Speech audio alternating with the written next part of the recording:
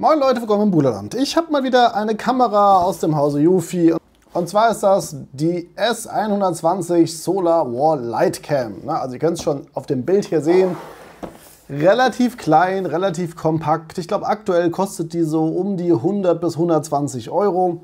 Und das Ding werden wir jetzt heute mal auspacken und installieren. Und dann zeige ich mal kurz, was man so von den Einstellungen her machen kann.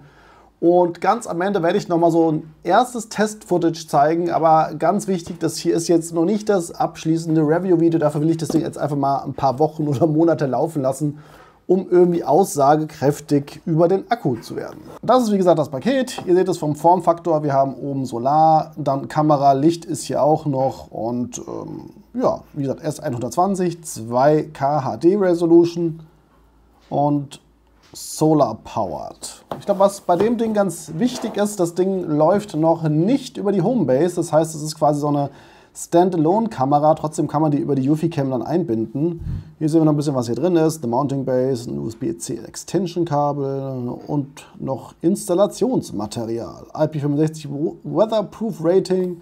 Dadurch, dass das Ding jetzt nicht mit der Homebase verbunden ist, könnt ihr natürlich auch diese ganzen Bionic AI-Geschichten halt nicht nutzen, aber trotzdem wird es dann natürlich wieder eine Bewegungserkennung geben. Und oh, die ist ja doch ganz groß. Ich habe mir die irgendwie kleiner vorgestellt.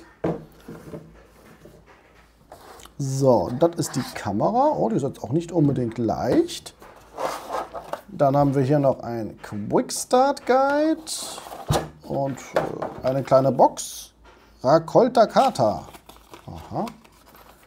Und hier haben wir also quasi ein paar Dübel und Schräubchen. Hier haben wir, wie gesagt, das Mount, um das an die Wand zu montieren, wo man dann voraussichtlich die Kamera einhängen wird. Was das Ding ist, habe ich noch keinen Schimmer.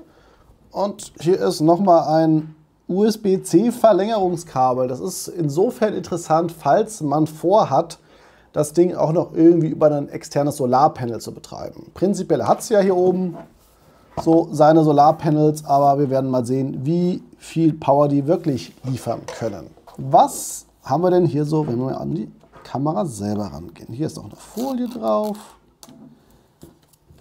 Ich gehe davon aus, hier ist auch noch mal eine Folie drauf. Und hier ist auch noch mal eine Folie drauf. Wir haben hier wieder fleißig Sensoren. Das hier unten könnte auch noch irgendwas zum Schrauben sein. Hier hinten haben wir eine Sync-Taste.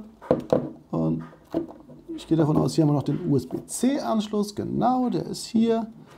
Und Schrauben, Schrauben, Schrauben. Das ist wie gesagt, hier kommt das dann halt irgendwie so zum Einrasten. Dann würde ich mal sagen, versuchen wir doch mal dieses Ding zu starten und zu installieren. Wir sind jetzt in der Eufy-App und hier können wir natürlich ein Gerät hinzufügen. Das hier scheint wohl ein Wall-Light-Kamera zu sein, Solar Wall-Light Cam. Dann kann man auch noch das Zuhause einstellen, wo es hin soll. Und jetzt brauchen wir einen QR-Code. Den QR-Code finden wir auf der Rückseite. Scannen wir ein. Es wird nur 2,4 GHz WLAN unterstützt. Okay, dann geben wir noch das WLAN-Passwort ein. So, drücken Sie die Sync 5 Sekunden lang, bis Sie einen Piepton hören und die LED blau blinkt. Machen wir das doch mal. 1, 2, 3, 4, 5. Es piepst was. Hier blinkt jetzt das LED blau. Okay, weiter. So, wir generieren einen QR-Code für die WLAN-Verbindung. Bitte verwenden Sie das Gerät, um den Code von Ihrem Telefon zu scannen. So. Das kennt ihr vielleicht schon. Da muss man das dann quasi so ein bisschen in die Kamera halten. Verbindung zum WLAN-Netzwerk wird hergestellt. Bitte warten.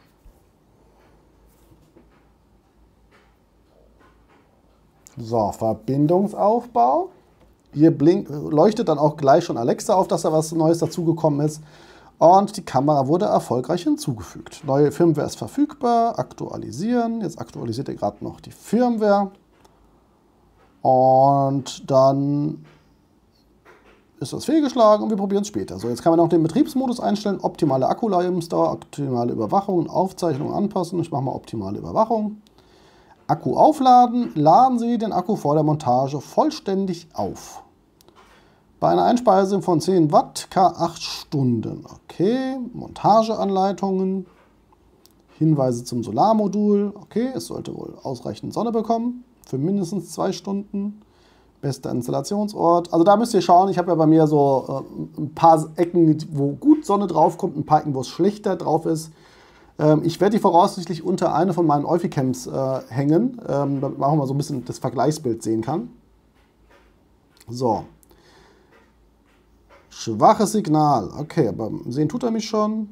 Jetzt noch ein paar Hinweise zur Installation. Also ich sag mal, zur Installation von dem Modul muss ich jetzt nicht so viel sagen. Da steht einmal ab drauf, wo es hin soll.